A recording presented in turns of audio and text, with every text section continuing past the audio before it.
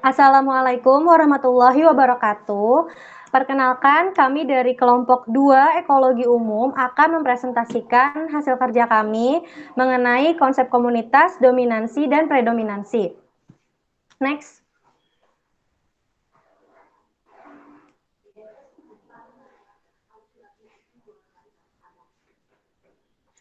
Adapun kelompok 2 beranggotakan Anissa Ardita, Alvina Ros Febri, Muhammad Alif, Puspita Mawarni, Putri Intan Pardede, dan saya sendiri Rani Mahadika.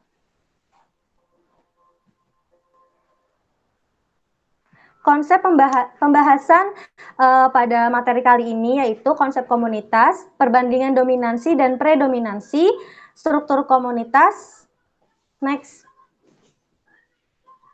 Baiklah, langsung saja kita masuk ke materi yang pertama, yaitu konsep komunitas.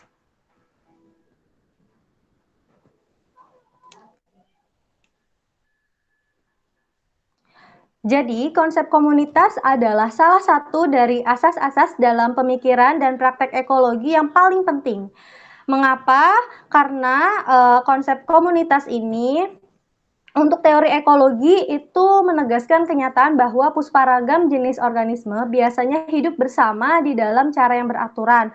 Tidak hanya begitu saja tersebar di atas bumi seperti yang bebas, tidak bergantung satu sama lain.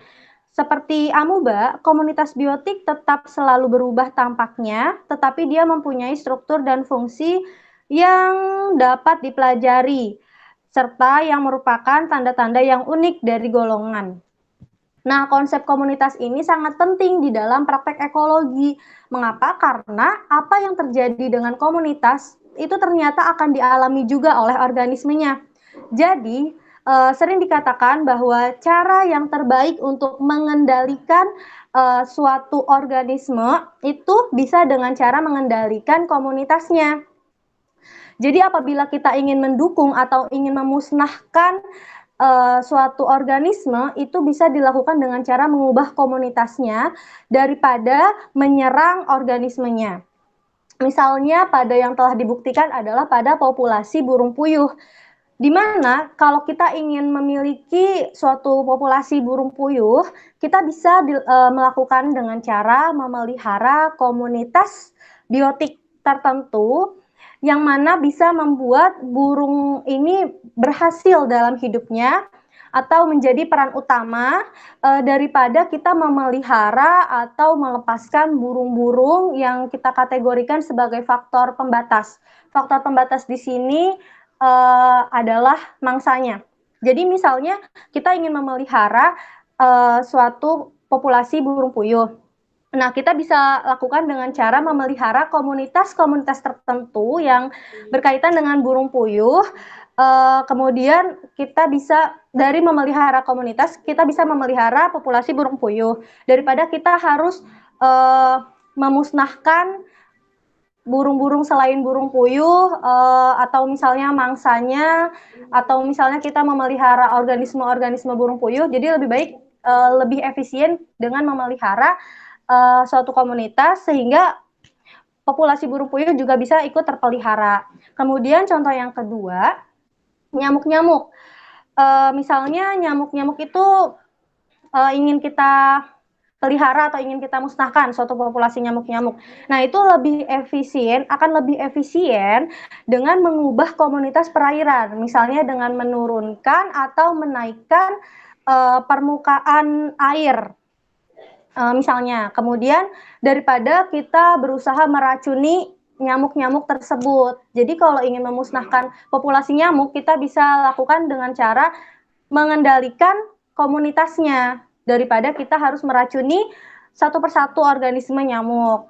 Kemudian begitu juga dengan permasalahan gulma, yang mana gulma itu kan hidupnya di bawah keadaan gangguan yang terus-menerus terhadap tanah. Jadi cara yang paling baik untuk mengendalikan gulma ya dengan cara menghentikan pembajakan dan pembersihan lereng-lereng jalan dan membantu mengembangkan vegetasi yang mantap di mana gulma tidak dapat bersaing daripada kita harus memusnahkan organisme-organisme gulma tersebut.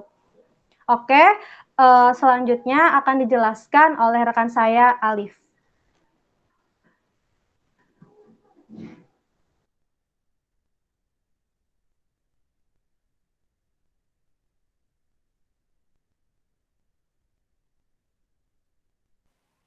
Ya, selanjutnya akan saya lanjutkan. PPT-nya di next. Yaitu perbandingan antara dominansi dan predominansi. Konsep dari dominan ini diperlukan suatu organisme yang sebenarnya pada komunitas, yaitu sebagai pengendali. Terdapat klasifikasi primer berdasarkan tingkat makanan atau juga fungsinya. Komunitas setidaknya memiliki hal utama, yaitu adanya produsen-produsen, makrokonsumen, dan mikrokonsumen. Dari ketiga golongan tersebut, ada sebagian besar golongan yang mengendalikan arus daripada energi dan memiliki pengaruh yang kuat terhadap lingkungan, terutama untuk semua golongan. Dikenal dengan istilah dominan-dominan ekologi. Dominansi ini terpusat pada satu titik, beberapa, atau juga banyak golongan yang bisa dinyatakan dalam indeks dominansi. Indeks dominansi ini digunakan untuk melihat banyak spesies, terutama hubungannya pada suatu komunitas yang dapat dilihat secara keseluruhan. Next.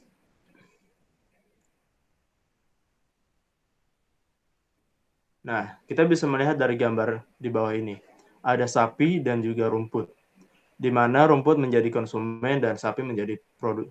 Kebalik, yaitu maksudnya sapi sebagai konsumen dan rumput sebagai produsen. Gambar tersebut menggambarkan sebagai dominan di antara produsen dan juga ternak piara yang di antara konsumen.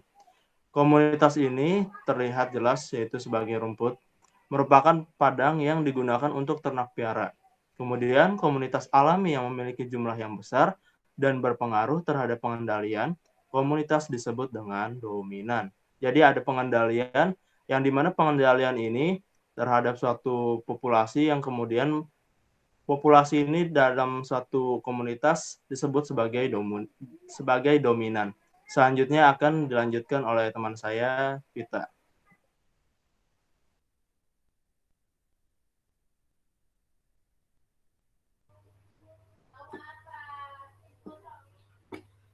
Selanjutnya ada perbandingan dominansi dan predominansi.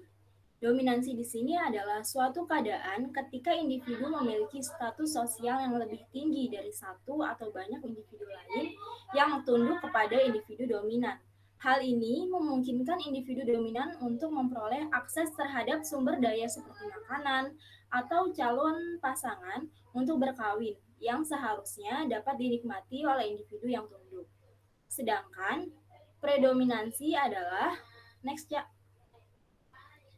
Predominansi adalah kebalikan dari dominansi, di mana suatu keadaan ketika suatu kelompok dari komunitas memiliki status sosial yang lebih rendah, sehingga sumber daya yang seharusnya bisa diperoleh oleh individu predominansi tidak dapat dinikmati karena mereka tunduk oleh individu yang lebih dominan. Selanjutnya akan dilanjutkan oleh rekan saya.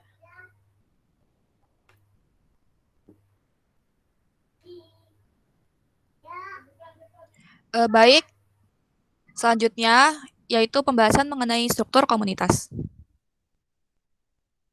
Next. Jadi, komunitas itu dapat dikaji berdasarkan klasifikasi sifat struktural atau struktur komunitas. Nah, struktur komunitas ini dipelajari melalui beberapa cara, yaitu ukuran, komposisi, dan keanekaragaman spesies. Struktur komunitas juga berkaitan erat dengan kondisi habitat. Perubahan pada habitat dapat mempengaruhi tingkat spesies sebagai komponen terkecil penyusunan populasi yang membentuk komunitas.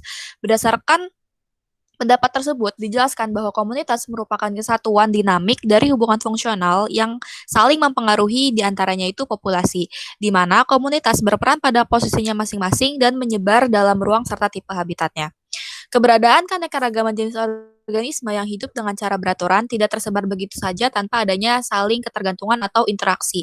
Hal ini dapat dikaji pada tingkat komunitas sehingga pada konsep komunitas menjadi sangat penting dalam mempelajari ekologi.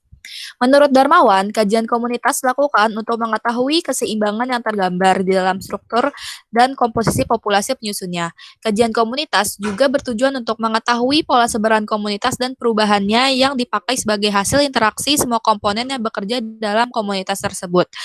Pengertian komunitas adalah Komunitas dan komposisi komponen penyusunnya adalah sebuah organisasi kehidupan yang masing-masing memiliki dinamika sendiri yang disebut struktur komunitas.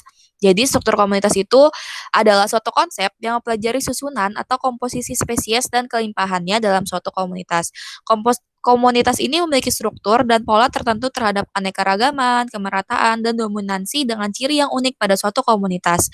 Analisa mengenai kelimpahan, keanekaragaman, kemerataan, dan dominansi dari suatu komunitas serta keseimbangan jumlah tiap spesiesnya. Sekian dari saya, selanjutnya akan dilanjutkan oleh rekan saya.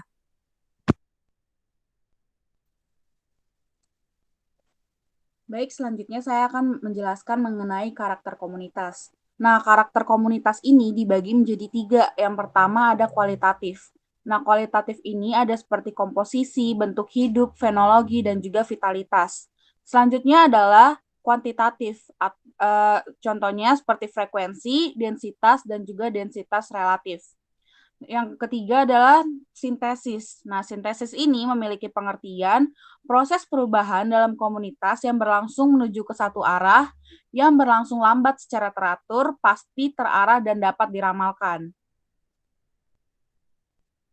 Selanjutnya, berdasarkan pembentukannya, struktur komunitas itu dibagi lagi menjadi 2. Ada struktur fisik dan juga struktur biologi. Nah, struktur fisik ini struktur yang tampak apabila komunitas tersebut diamati. Dibagi lagi menjadi 2, struktur fisik dibagi lagi menjadi 2, yaitu struktur fisik stratifikasi vertikal dan juga horizontal heterogenitas. Nah, stratifikasi vertikal itu stratifikasi yang merupakan lapisan-lapisan secara vertikal yang dibentuk oleh keadaan bentuk anggota-anggota komunitas tersebut. Contohnya itu bisa kita ambil dari pengukuran ketinggian suatu pohon. Nah, selanjutnya horizontal heterogenitas. Itu adalah hasil dari sebuah susunan suatu pengaruh lingkungan dan biologis.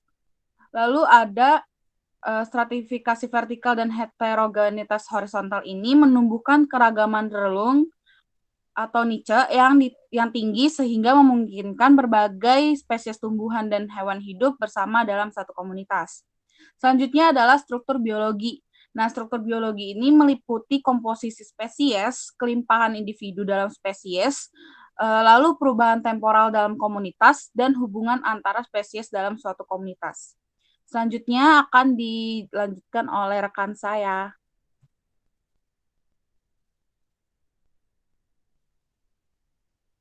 Selanjutnya, saya akan menjelaskan tentang fidelitas. Fidelitas merupakan derajat keterbatasan suatu spesies untuk situasi tertentu. Berdasarkan fidelitasnya, struktur komunitas dibagi menjadi 4. Yang pertama, eksklusif, yakni jika suatu spesies itu hanya ada di suatu daerah tunggal atau komunitas tunggal. Yang kedua, karakteristik atau preferensial, yaitu jika spesies tersebut melimpah dalam suatu daerah, namun juga terdapat di daerah lain dalam jumlah yang kecil. Yang ketiga, yaitu ubiquitos, yakni jika suatu spesies penyebarannya sama dalam berbagai komunitas. Yang terakhir yaitu predominan, yaitu jika jumlah individu spesies lebih besar atau sama dengan 10% dari jumlah individu keseluruhan spesies yang ada dalam komunitas tersebut.